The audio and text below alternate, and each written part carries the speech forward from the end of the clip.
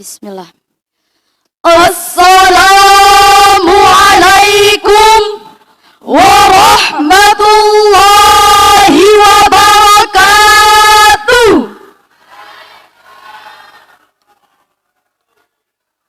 Bismillahi walhamdulillah.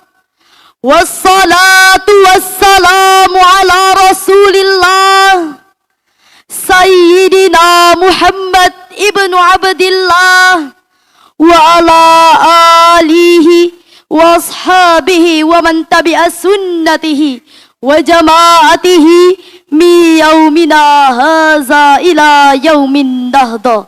Amma ba'du. Dewan Hakim yang arif dan bijaksana, hadirin sebangsa dan setanah air yang kami cintai. Melihat fenomena dalam pemerintahan di negara kita saat ini, sudah waktunya untuk kembali kepada fitrah manusia sebagai ciptaan Allah Subhanahu wa Ta'ala, yang suatu saat juga akan kembali kepadanya.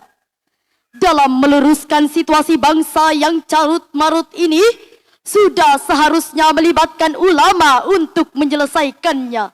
Sebagai bangsa yang beradab, peranan ulama dan umara dalam membangun sebuah negeri merupakan suatu kebutuhan mutlak agar tujuan untuk mencapai negara yang baldatun taibatun warabbul kafur bisa tercapai. Perpaduan pemikiran yang jernih dalam suatu ikatan yang kuat antara kedua skill tersebut akan menjadi tonggak atau dasar yang paling kuat untuk membangun suatu bangsa. Karena adanya dasar berpijak dalam mengembangkan suatu program untuk kemaslahatan umat yang jelas. Bila salah satu di antaranya tidak ada, maka pembangunan itu akan pincang disebabkan adanya kebutuhan pokok yang tidak terpenuhi. Hal ini tidak lain adalah dikarenakan kebutuhan manusia akan adanya pengetahuan dan kesenangan duniawi serta ukhrawi. Oleh sebab itu, dalam hidup berbangsa, khususnya dalam pengembangan kehidupan manusia ke arah yang lebih baik, diperlukan hubungan erat antara ulama dan umara. Kewajiban ulama untuk mendampingi penguasa. Dan penguasa umara berkewajiban untuk selalu berkonsultasi dengan ulama, terutama dalam hal menjalankan pemerintahan agar tidak melenceng dari aturan agama. Pada kesempatan yang berbahagia ini, izinkanlah kami menyampaikan syarahan Al-Quran yang berjudul Relasi Ulama dan Umara dalam Menjaga Keutuhan Bangsa. Ada dua istilah yang sering digunakan dalam arti pemimpin. Pemimpin pemerintahan biasa disebut umara dari kata amir. Dan pemimpin agama disebut dengan ulama berasal dari kata alim. Kata ulama terdapat dalam surah Fatir ayat 28, sedangkan kata umara terdapat dalam surah An-Nisa ayat 58. Berikut kutipan kedua ayat tersebut. A'udzu billahi minasy syaithanir rajim.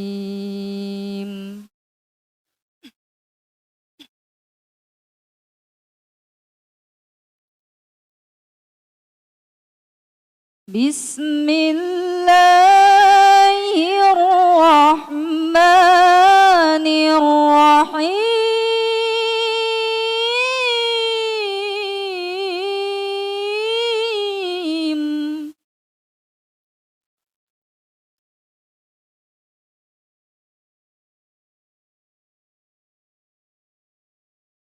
Wa minan nasi wad-dawabi wal an'ami mukhtalifun alwanuhu kadzalik.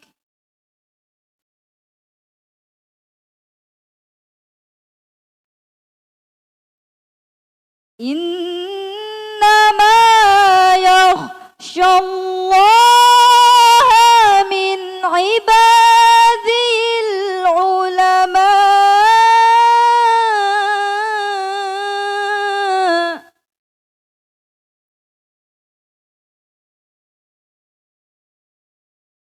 Innallaha azizun ghafur.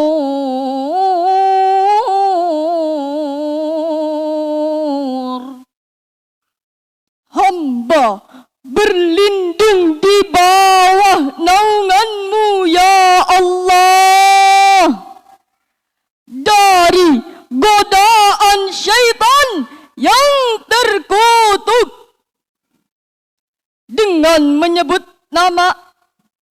Demikian pula di antara manusia, binatang melata dan hewan ternak terdiri dari berbagai macam warna. Sungguh yang benar-benar takut terhadap Allah di antara hamba-hambanya hanyalah ulama, mereka yang berpengetahuan. Sungguh Allah Maha Perkasa, Maha Pengampun.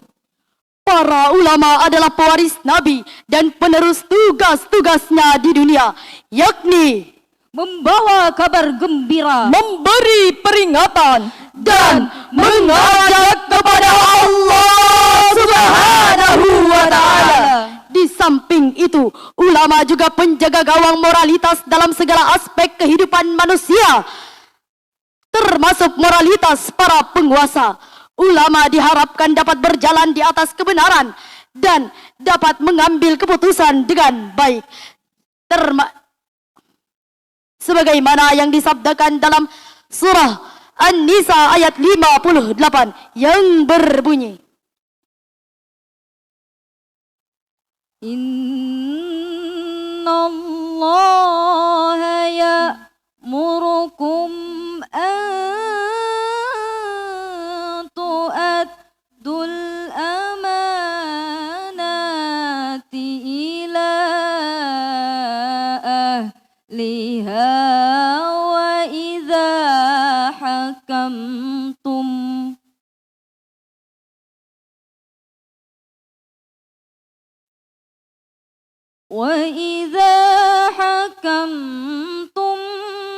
bainan nasi an tahkumu bil adl.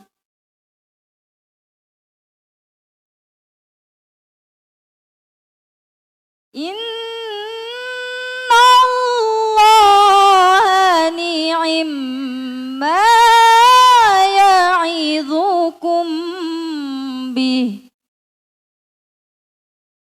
Innallaha kana sami'an basira. Sadaqallahul azim.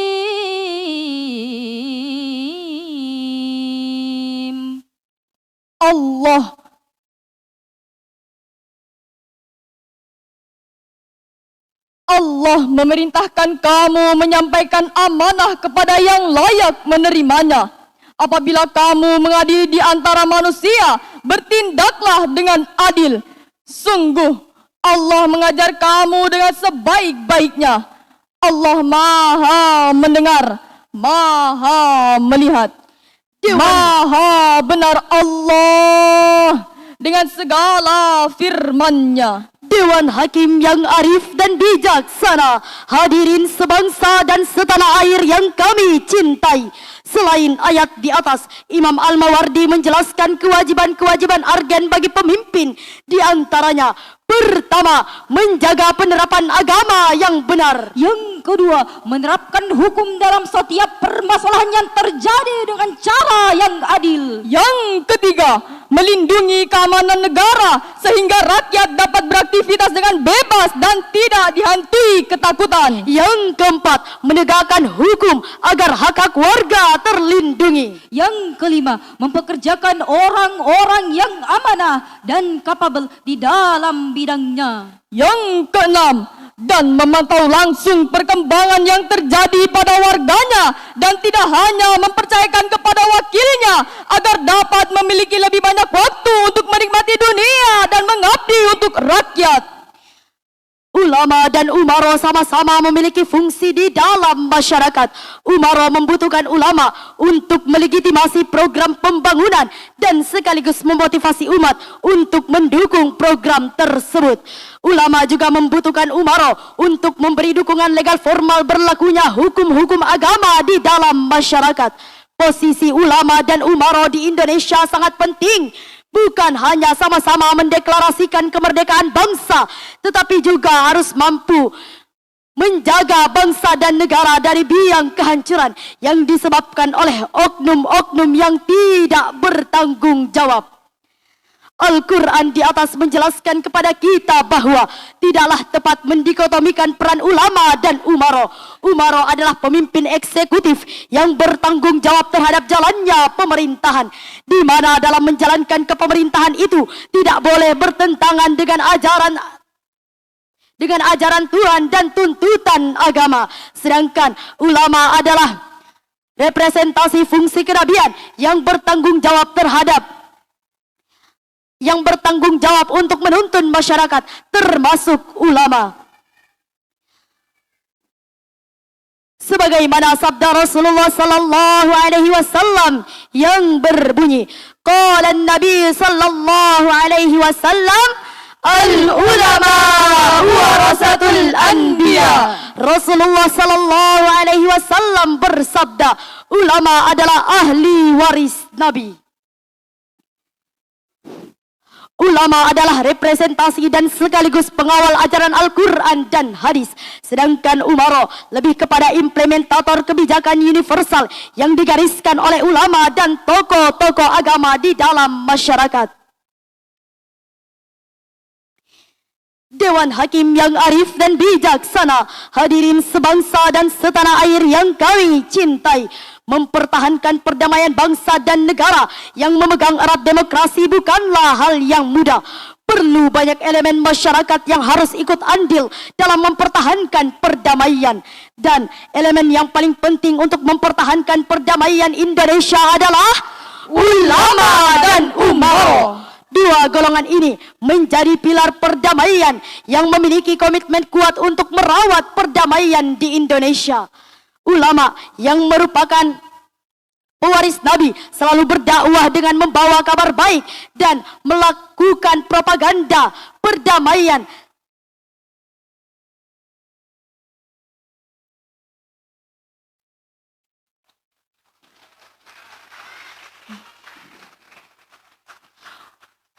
Untuk tidak Dewan Hakim yang arif dan bijaksana, itulah yang dapat kami sampaikan pada kesempatan yang berbahagia ini. Jangan melihat siapa yang berbicara, tapi lihatlah apa yang ia bicarakan. Wabillahi taufiq wal hidayah. Wassalamualaikum warahmatullahi wabarakatuh.